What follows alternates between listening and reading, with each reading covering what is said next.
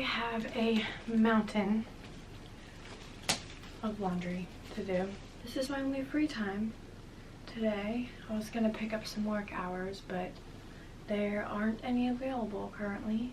I feel like my hair's just gonna have to be a wreck today. I've tried to do different things with it, and I think I want to go back to the mom bun. Well, hi, if you're new here, my name is Carrie, and I'm a first-time mom with over 15 years of experience working with children. Here are the top 7 things I wish I knew before having a baby.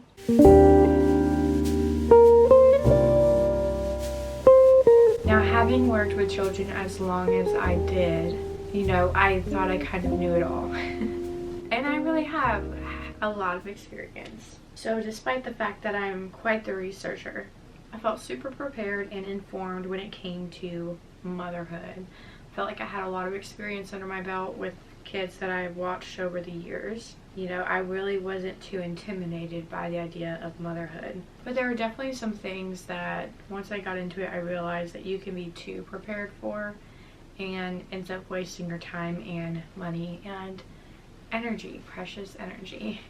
Like I said, I'm a big preparer, and I thought to myself, I'm definitely going to be breastfeeding. Like, there's no other options. Breastfeeding is it. Like, it's what I'm doing.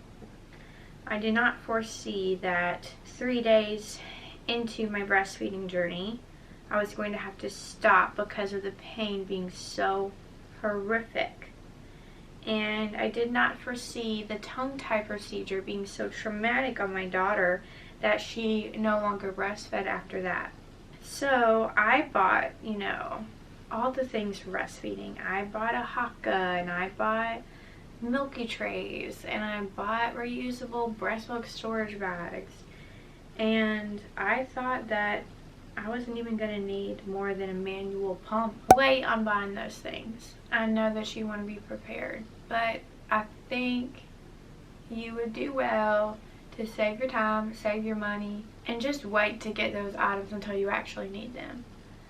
Because I think it's really hard for me. I had to put all that stuff up in a cabinet where I can't see it because it was out for a little while, and it was like a sore spot for me to see that and know I can't provide for my daughter in that way, and I want to with everything in me. And I got these pumps. I talked about them in my last vlog. I got these pumps just maybe the end of last week, and they have helped a little bit as far as like me being able to pump hands-free. I'm still not getting the output that I would have hoped for with as much as I'm pumping. But on things that you're really not sure you're going to be able to do no matter what you want to do, wait on buying them.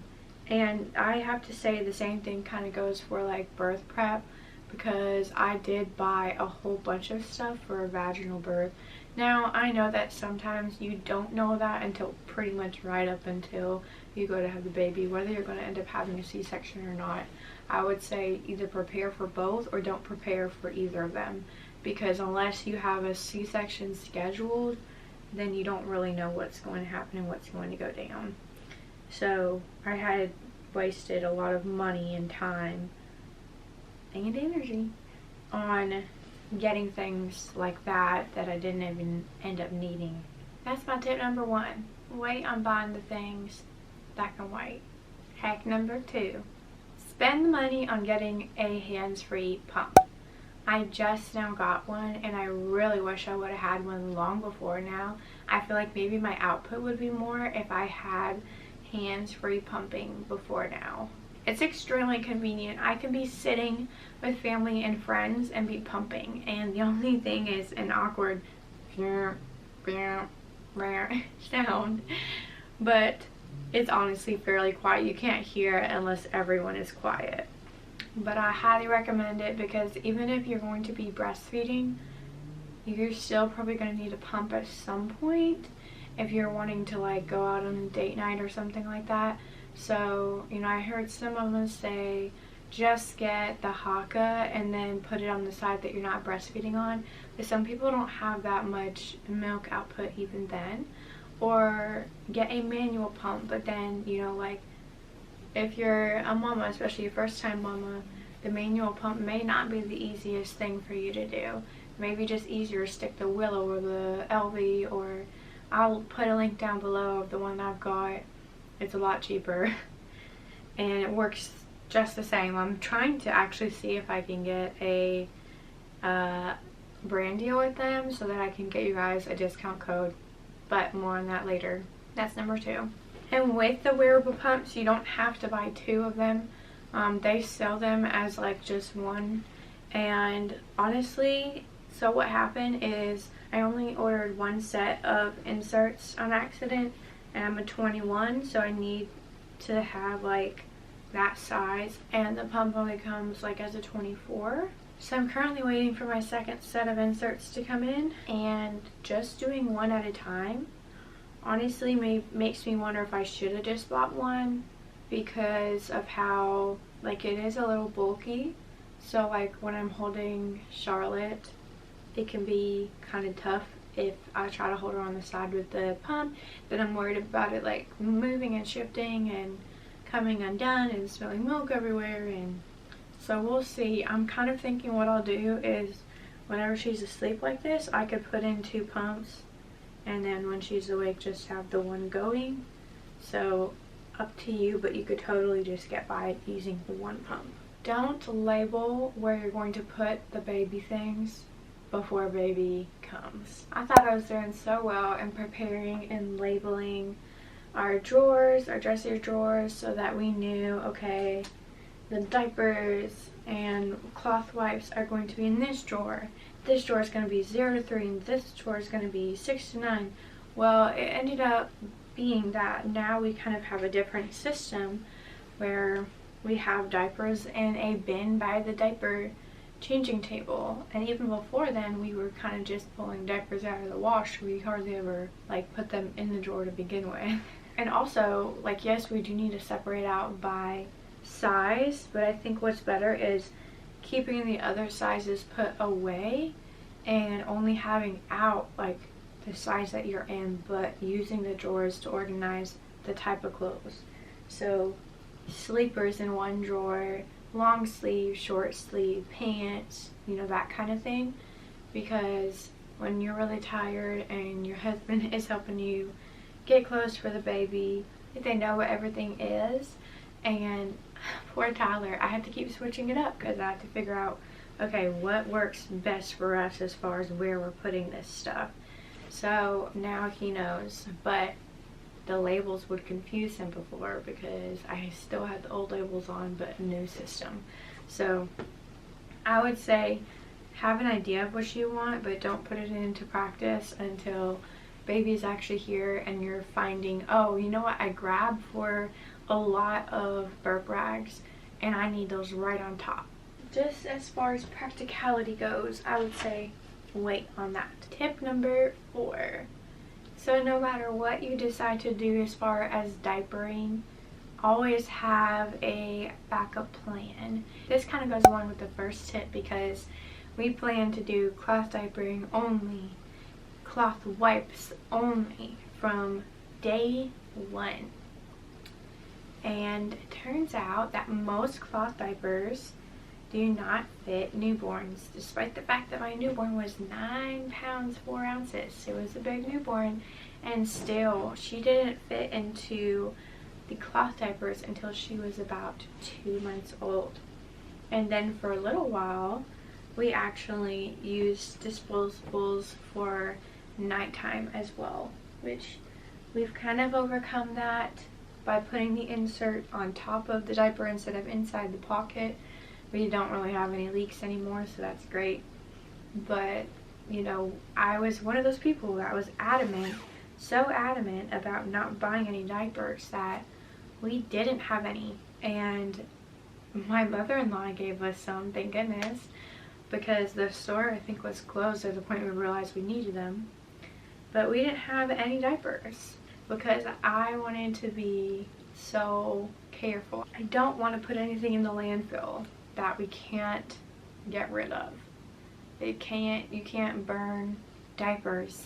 They just melt and they'll just be in the landfill for hundreds of years. It's just not responsible when there are other options. Some people may say, oh, the water that you use is just as bad, but when you look at it in comparison side by side, there's definitely a pro-con list there that is higher on the pros with cloth diapering. So you do you, mama, but I'm just saying, if you choose to cloth diaper, have backups. Give yourself grace in those first few months. You may need to be putting them in disposables. Tip number 5.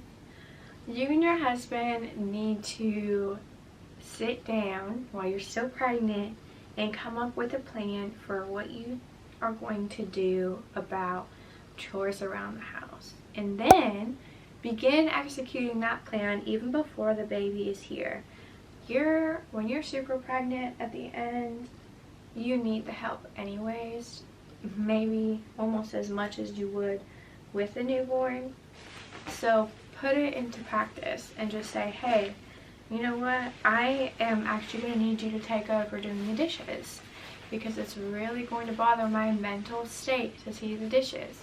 So if you don't sit down and say, I expect you to do this every day for me to help me out, or I expect you to offer help, your husband working all day is going to come home and mentally need a break, and they're going to come home to feeling like they have to do all the things and they have to be there. You're probably going to throw the baby at them just about, here, take the baby, you know.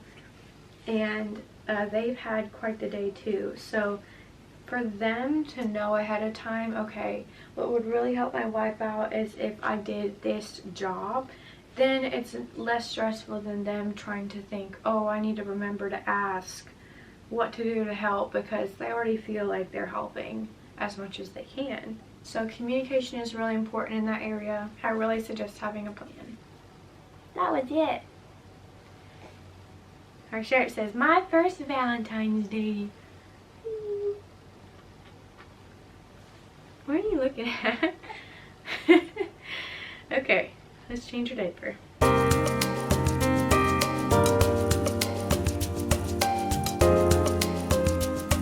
Yeah, last thing I would touch on with that is, naturally, you as the mother, you're going to want to do all the things.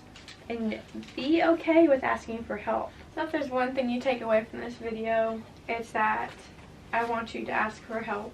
And it's really going to go against your nature. Just do it, you know. Even if you're like, I don't have anybody that lives nearby, spend the money to have someone come over and clean for a week, you know, 2 weeks. That's it. It's not going to cost that much to do that. So tip number 6 is food. When you are dealing with freezer meals, I don't know. I tried the whole freezer meal thing, and what would happen is it would get put in the fridge because it has to thaw.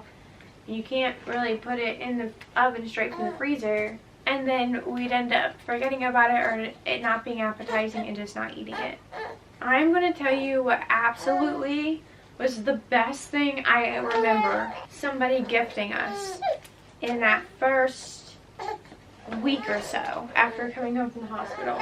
Somebody got us what was called a whole hog, and it was like pulled pork and green beans and macaroni and cheese and mashed potatoes, and it was just like a whole bunch of sides, and then there was drinks and buns, and there was just like everything was all in this one big package, and it was like $100, right? Do that for yourself. Go to Chick-fil-A or Publix or literally just like any place that does catering in your area that you enjoy, and eat that. Breakfast, lunch, dinner. You're not actually gonna care in that time. You're just gonna be hungry and need food and want something good, and we could just load up our plates, throw them in the microwave, and we had decent food, vegetables and protein and all that stuff that's really good. We weren't just, you know, eating fast food and stuff like that, which, I mean, if you do that, that's also totally fine. So it was good stuff. She's mad because she's ready to eat already, huh? So that's what I would highly suggest. ditch the freezer meals and get you a DoorDash gift card, or set you aside some money for catering, and oh yeah, and do the catering. It's so worth it, isn't it? So for baby number 2, that's what we're definitely going to be doing, which I'll just give you an update on that. You don't want to hear about it? You want to be the #1 baby all the time?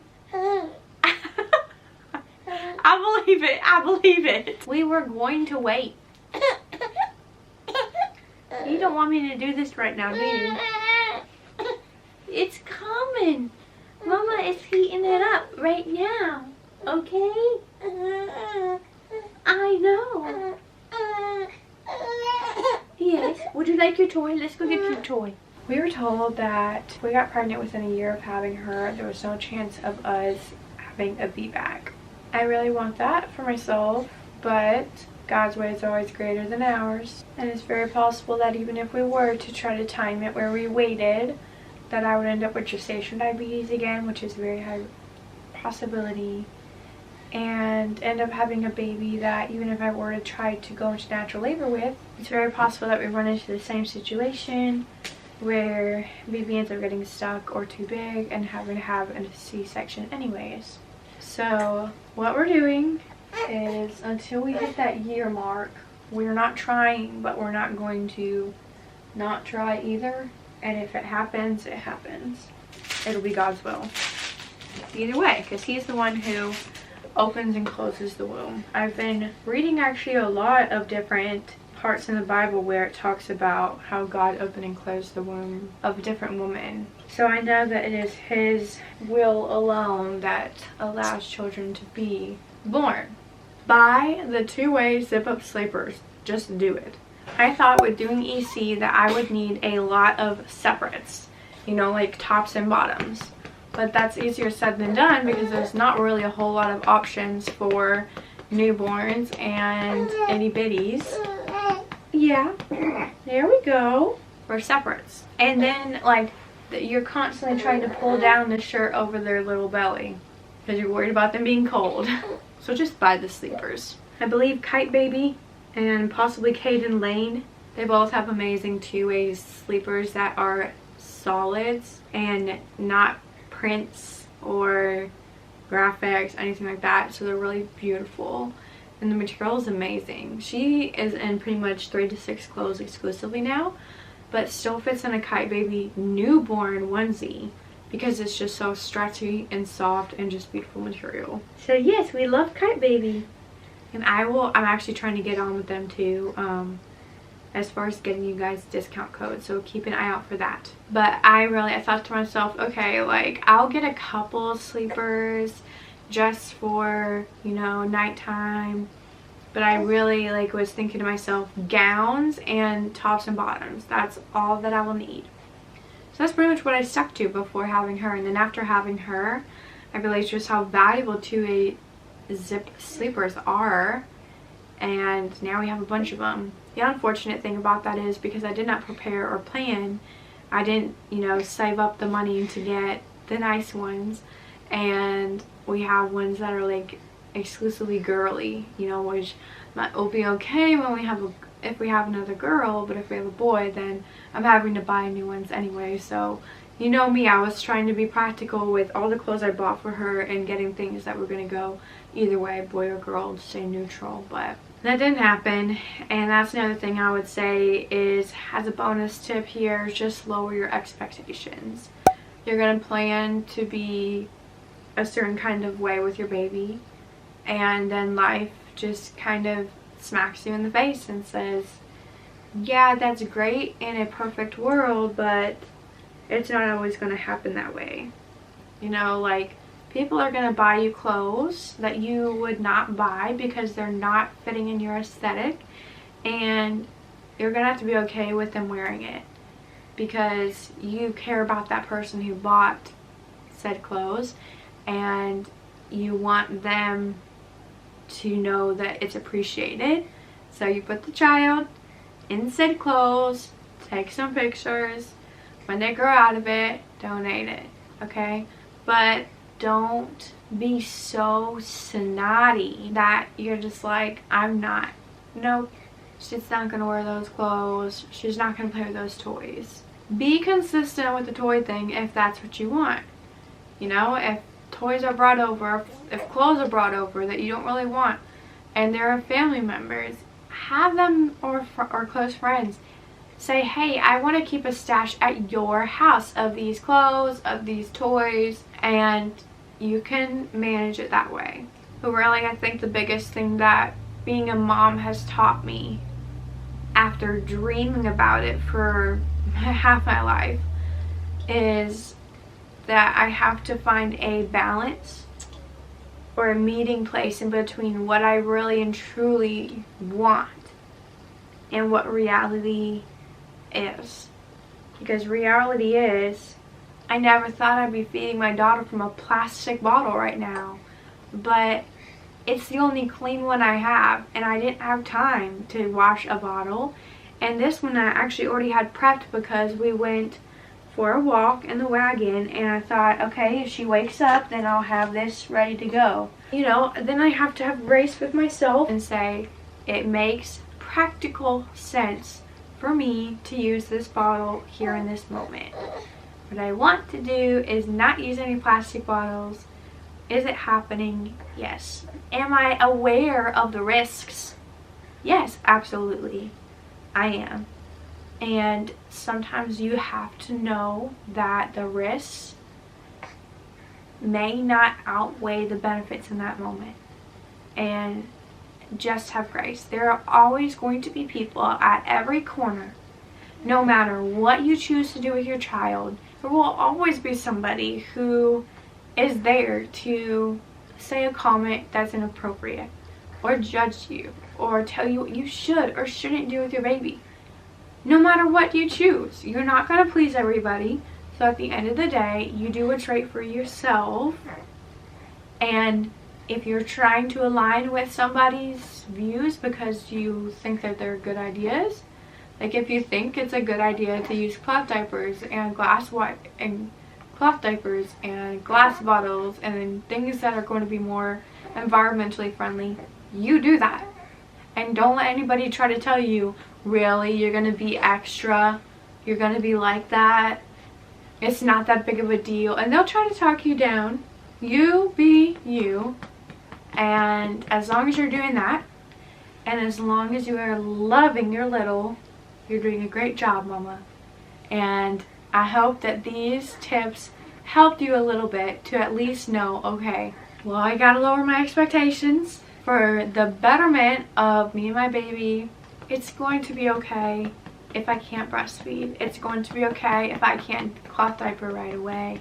It's going to be okay if XYZ. You're doing awesome, mama. Thanks so much for watching, and we'll see you guys next video.